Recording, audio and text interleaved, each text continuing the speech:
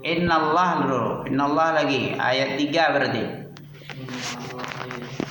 Innallaha yuhibbul ladzina yuqatiluna fi sabilihi shaffa ka'annahum bunyan marsus. Ya. Allah itu mencintai orang-orang yang berperang. Mau berperang? Takut enggak? Ngeri enggak? Ya, ditembak kepalanya langsung bongkar otaknya. Biasanya ya kalau kena peluru, kalau memang ditakdirkan peluru itu menembus, tembus dia. Tapi kalau tidak ditakdirkan, walaupun berjalan di bawah hujan peluru, tidak mati ya. Pernah nampak sama Milo waktu tahun 2000. Udah lahir loh. Nikahnya belum habis ya. Abiannya belum nikah. Aminnya belum nikah. Amin tahun 2001 nikah. Abian itu 2004 ya. 2005 2004. Duluan Amin nikah ya. Ya. Setahun setelah itu lahir Ubed tahun 2002. Iyalah. Nabil berapa umurnya? 2006 ya? 2005? 6? 7? 6 ya? Ah, ya. Tuan sama 2005 November. Tapi dia belum kuliah. Masih kelas 3 dia. Karena uang rezeki lu bermasalah ya. Ya. Ya. Ditakdirkan kena peluru, kena dia. Walaupun tidak dihujan peluru dia, dihujani oleh peluru-peluru. Dihujani oleh peluru, peluru itu ngelak dia. Karena apa yang ditakdirkan kepadamu untuk menembus kulitmu, tidak ada yang bisa mampu mengelakkan. Apa yang tidak ditakdirkan untuk menembakmu, menembus peluru tubuhmu itu, apa yang enggak, sekalipun kamu berada di bawah hujan peluru, pasti enggak kena. Nah, itulah ceritanya si Ustadz Jawas, Abdullah Jawas ya. Abdullah Jawas dulu pernah di Pekanbaru. Ketika masih bergabung dengan kita ketika pasca Laskar Jihad, dari naik desa Cawas Jawa Tengah itu pindah hijrah dia ke kampungnya si Junjuang. Dia yang mengevakuasi acang-acang muslim IHA di Saparua. Desa IHA itu dikepung, ditembaki, dikeroyok besar oleh brimob sana. Dievakuasi, dia dibawa mengevakuasi itu, dibawa peluru. Dia tetap pasrah, kalau mati ya syahid insyaallah ya. Gak kena walaupun di bawah hujan peluru. Nah, ditakdirkan dia. Peluru itu sudah punya mata ya, ada nama-namanya di situ. Ini untuk sebulan tembus. Ternyata namanya nggak ada di peluru itu, jadi nggak nembus lah ya. Nah, ya. Itulah latifnya Allah ya, sangat teliti. Sekalipun bentuknya pasti mati, tapi nggak mati kalau Allah berkehendak. Walaupun sudah dipijak-pijak oleh ban truk, enggak juga apa-apa. Ternyata berdiri dia setelah itu. Pernah nampak? Oke. Jadi orang yang beriman, iman itu baru masuk kalau disengaja dibuka telinga dan mata.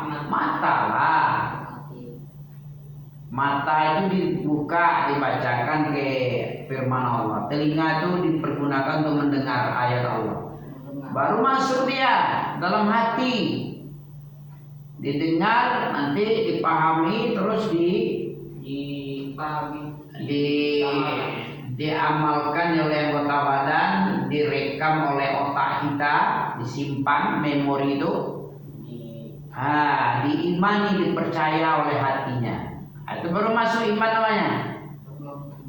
Tapi kalau seperti ini belajarnya sudah mulai malas-malas, ya, sudah mulai tidak semangat. Iman itu tidak masuk.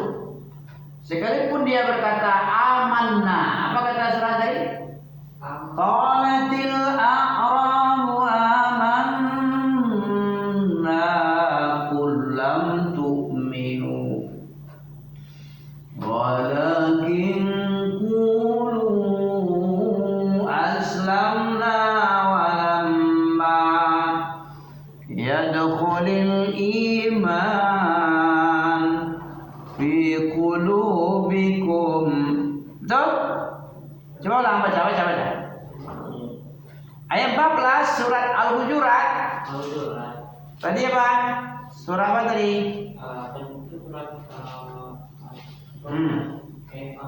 Al-Asaf. Allah mencintai orang yang berperang di jalan Allah, berjihad di jalan Allah dalam keadaan berbaris-baris, ya. Sebelum menyerbu itu diberikan pengarahan berbaris-baris kayak tentara berbaris-baris, ya, siap untuk berangkat menyerang. Berbaris dulu, berikan pengarahan, diberikan briefing. Kalau istilah militernya briefing dulu, di briefing kami dulu lah sekalian pakai briefing, pengarahan dulu. Nanti kita mau pergi ke sini, mau menyerang ini. Yang menyerang bagian depan paku pasukan khusus. Ini dia ditunjuk. Pasukan berani mati, ini dia. Kayak gitu dia. Pasukan bakar-bakar paling di belakang. Tahu bakar-bakar? Habis diburu-buru, ditembakin, lari dia. Bakar lagi tempat rumahnya. Kalau ada dibakar dia balik lagi, capek-capek aja menyerangnya.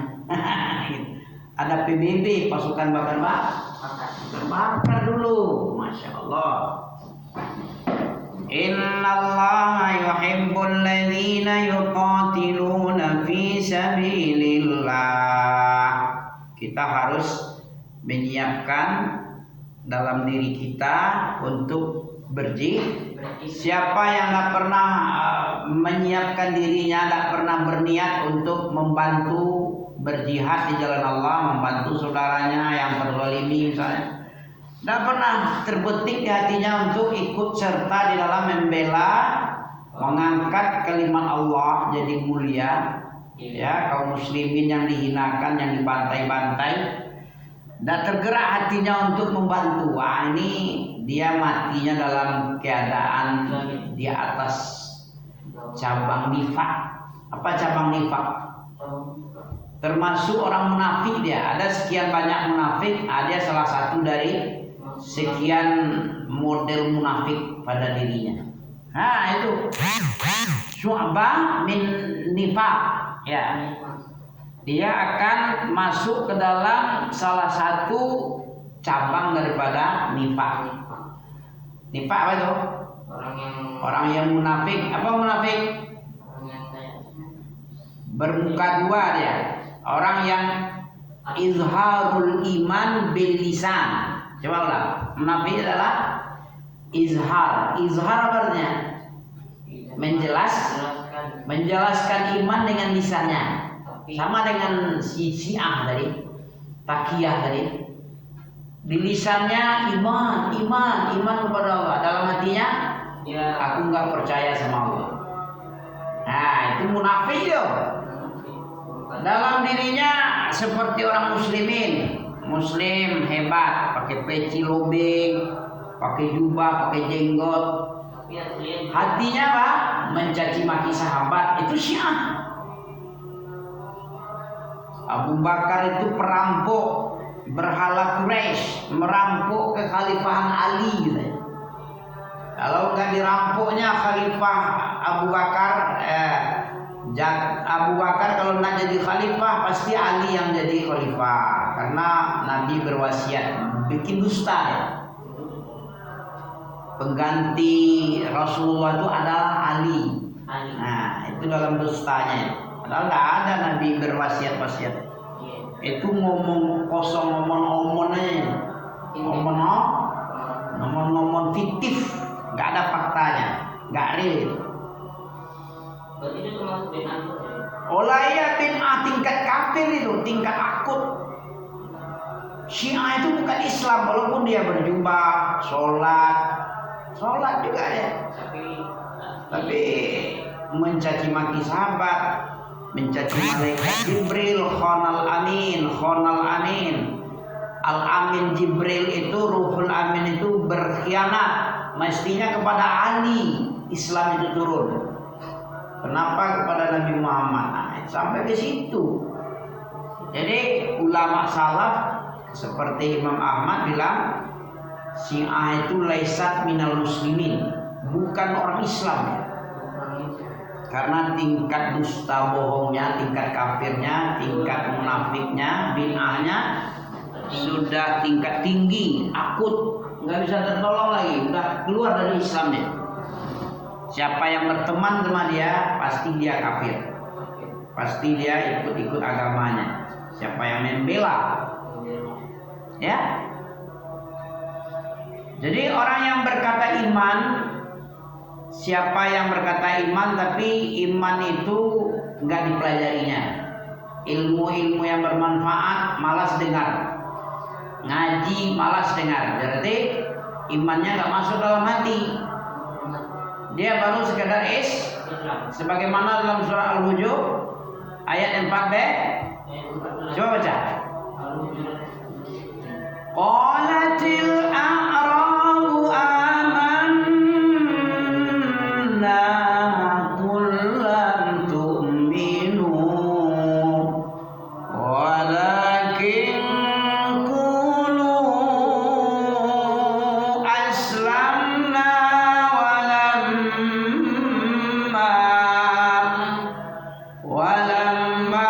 walam yadkhulil ya. Walamma yadkhulil iman, akan tetapi belum masuk iman ke dalam hati. Iman itu apa? Keyakinan berdasarkan ilmu, bukan tebak-tebak, bukan reka-reka. Iman itu dibangun dengan dalil itu dalam Quran dan Sunnah, bukan rasa-rasa saja. Tidak boleh mengada-ngada. Inhum illa yakhrusun, ada itu. Tidak lain mereka hanya mengikuti zon aja, sangka-sangka. Nah, wa ma lahum bihi min ilmin iyattabi'una illa dhann wa inna dhann la yughni minal haqqi syai'an. Surah An-Najm itu. Wa ma lahum bihi min ilm. Mereka tidak ada ilmu tentang apa yang dia yakini, apa yang dia imani, apa yang dia ucapkan itu. Iyattabi'u, tidaklah mereka mengikut kecuali hanya sangka-sangka, tebak-tebak ayam. Jadi sudah ada dalam Quran surat apa itu? An-Najm. Coba tengok ayat berapa itu surah An-Najm itu? Ayat 30 entah 28 entah 25. Ya. Iyattabi'una illa dhann. Ayat 15. Coba tengok 15. Ayat 31 ya, 31. Innal ladzina la yu'minuna bil akhirati la yusammunal malaikati ikata tasmiyatal unsa wa ma lahum bihi min ilm. Ya gitu kan? Ayat 31. Ayat 28. Ayat 27. Innal ladzina la yu'minun. Sesungguhnya orang yang tidak beriman kepada akhirat, mereka menamai malaikat itu anak perempuan Allah. Coba tengok, ada anak-anak perempuan Allah dia namakan malaikat itu dengan nama perempuan. karena anak-anak perempuan Allah tuh. Nah, itu orang jahiliyah begitu dia. Wa ma lahum bihi min ilm. Tidak ada ilmu pada mereka. Karena nggak ada ilmu itu, dia menyangka-nyangka malaikat itu anak perempuan Allah. Kayak gitu juga umat Islam yang nggak belajar. Jatuh kepada bid'ah, jatuh kepada asal-asal ibadah, jatuh kepada syirik, menebak-nebak ayam. Jadi hati-hati dari tidak mau belajar, malas belajar. Siapa saja yang malas belajar, dia akan berkata tanpa ilmu nanti. Kapan kita bisa berkata tentang Islam dengan ilmu? Kalau kita mempelajari. Baru kalau salah diingatkan dia. Orang yang belajar aja banyak salah. Makanya dibilang, oh itu salah itu. Oh, ini benar, ini salah, ini benar. Kan gitu belajar itu kan. Sama dengan orang sekolah. Kadang salah dia coret. Kalau betul diceklis, ya. Jawabannya betul ceklis. Jawabannya salah coret. Sekarang dia nggak sekolah. Kira-kira diceklis atau dicoret dia apa yang dia pelajari ini, yang dia tulis dijawabnya ini? Coret-coret lah. Nggak pernah belajar. Orang nggak sekolah pasti banyak salah. Orang nggak belajar agama, kira-kira makin salah banyak dia. Kalau makin salah banyak, jatuh kepada syirik, kepada kufur, jatuh kepada munafik, bid'ah, akibat tidak belajar. Jangan malas-malas belajar. Apa tadi yang dibilang tadi? Innal ladzina la yu'minun. Kenapa dia tidak beriman kepada akhirat? Karena dia tidak belajar.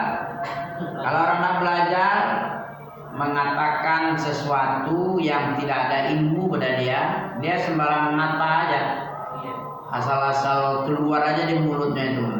Malaikat itu adalah Uzza. Uzza itu dari Aziz. Aziz untuk muzakkar, untuk perempuan muannasnya Uzza. Kan ada Lata, Uzza, Manat, Ubal. Manat muzakkarnya Manat untuk perempuan. Aziz untuk muzakkar, Uzza untuk perempuan. Apa lagi? Latta ilahun. Ilah itu untuk laki-laki, Latta untuk perempuan. Begitulah deh. Latta, Uzza, Manat. Manan jadi Manat mana ya? Ya. Pakai muzakkar muannas pula Tuhan semuanya ya. Saking banyak apa? Jadi apa tadi?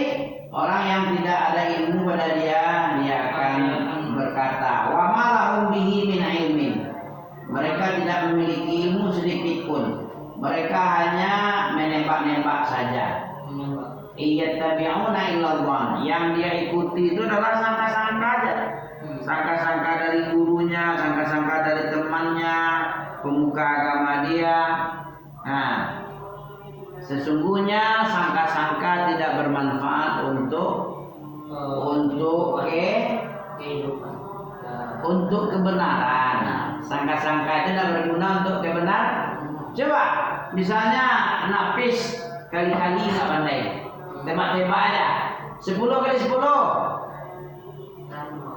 Kalau kita berilmu, kalau orang anak kecil itu, si kayak Najah misalnya, asal-asal ngomong dia 50, 10 kali 10, 75, 10 kali 10, 120. Tembak-tembak kan? Karena dia tidak ada ilmu. Bergunakah jawaban seperti itu? 10 kali 10, 150. Begitu juga agama itu. Kalau tembak-tembak ayam, maka dia tidak salah besar, dia jatuh kepada kesalahan. Tuhan itu berapa? 3. Tuhan berapa? 2. Tuhan berapa? 7. Tuhan berapa tangannya? 5. Padahal 2 cuma. Berapa? 2. Tangan Allah itu 2. Mana dalil? Ada dalilnya. Wahai iblis, kenapa kamu tidak termasuk sujud seperti malaikat ketika aku perintah untuk sujud kepada makhluk yang aku ciptakan dengan 2 tangan. Aku punya tangan 2. Adam itu aku ciptakan dengan tangan. Ada dalilnya, ada ilmunya. Ami bilang 2. Coba dibilang 3. Mana dalilnya? 1? Nah pula. Tangannya 2. Biadaya. 5 apa? Ma manaka an la tasjuda 5 khalaqtu biadaya. Kenapa kamu, apa yang menghalangimu untuk tidak bersujud kepada ciptaanku yang kuciptakan dengan 2 tanganku? Artinya surat As-Sad, surat Sad. Ada di situ ujung-ujung. Sepertiga terakhir ada itu Sad. Oke, sudah mandi belum? Belum. Ya mau mandi lo? Mau tengok dulu. Tengok surat Sad. Sad itu surat yang ke-38 sebelum Az-Zumar 39. Setelah Sofat, surah As-Sad ada itu. Ayat 40. Nah, coba tengok apa bunyinya 40.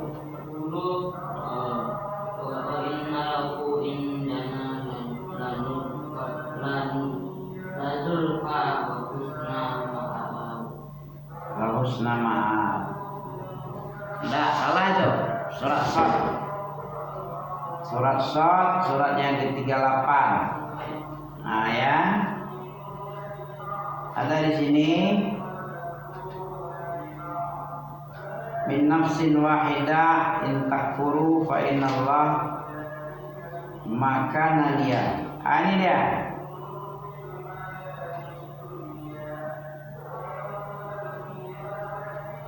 Mana ya?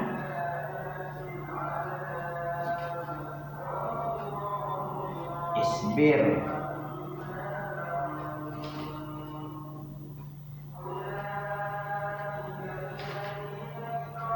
Sofat ini lewat ya.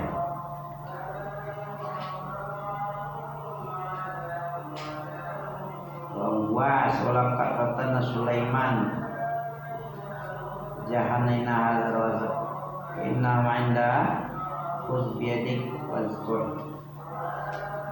Ini ya iblis ma mana'aka ayat 75 rupanya ke 40 surat Sad ayat 75 dah. Allah berkata, wahai iblis, apa yang melarang menghalangi engkau dari bersujud kepada makhluk ciptaanku yang aku ciptakan dengan bukan kekuasaan itu, itu bodoh itu terjemahnya. Dengan tanganku 2 jangan dibilang itu kekuasaan. Jadi Allah nggak pakai tangan. Jadi kalau yang betul-betul kekuasaan apa berarti nanti kudrah tangan gitu. Ya kudrah bukan kekuasaan artinya itu. Siapa yang menyalahi? Tafsir ya Departemen Agama itu. Dengan kekuasaan dibilangnya. Nah, jadi Allah nggak pakai tangan, buntung Allah aja. Nafis dibilang nggak pakai tangan gimana? Sakit nggak hati? Marah. Padahal kita punya tangan, dibilang nggak pakai tangan. Hanya kuasa saja. Itu bodohnya orang yang mentakwil, merubah-rubah makna. Yadun itu udah jelas tangan artinya. Yadun, yadaya, 2 tangan saya, yadaya. Yadun itu artinya kenapa dia bilang kekuasaan? Berarti dia merubah-rubah makna. Allah nggak pakai tangan, Allah nggak pakai mata, Allah nggak pakai wajah, Allah nggak pakai tempat. Ujung-ujungnya apa itu namanya lagi? Allah nggak ada lagi. Selangkah lagi dia bilang itu. Itu orang kafir lagi jadinya. Orang yang menolak-nolak sifat Allah ini, sifat-sifat dan nama-nama Allah ini adalah orang yang selangkah lagi menuju Kenapa kafir? Menolak sifat. Allah itu bukan di atas, padahal Allah bilang Allah Ar-Rahman 'alal arsyistawa. Allah itu berada di aras, tempat yang paling tinggi. Dia bilang Allah nggak ada di atas, nggak ada di bawah, nggak ada di depan, nggak ada di samping, nggak ada di kiri, nggak ada di kanan. Allah nggak ada lagi di orang itu. Sedikit lagi ya. Iya. Allah nggak ada di depan, nggak ada di atas, nggak ada di bawah. Ujung-ujungnya apa lagi? Allah itu yang nggak ada lagi. Nah, ini selangkah lagi sampai kepada Allah nggak. Allah ma'dum lagi. Allah wujud wala makan. Apa namanya? Allah ada tapi nggak ada tempat. Di mana Allah di tempatnya? Nah, di kandang unta enggak, di kandang sapi enggak. Ini orang sakit ini. Ya, sakit, enggak pernah belajar ayat. Dibacanya ayat tapi nggak dipahaminya. Kan Allah bilang dia pakai tangan. Kenapa dia bilang kekuasaan? Mau habis dia bilang buntung, buta, nggak pakai muka, nggak pakai kaki.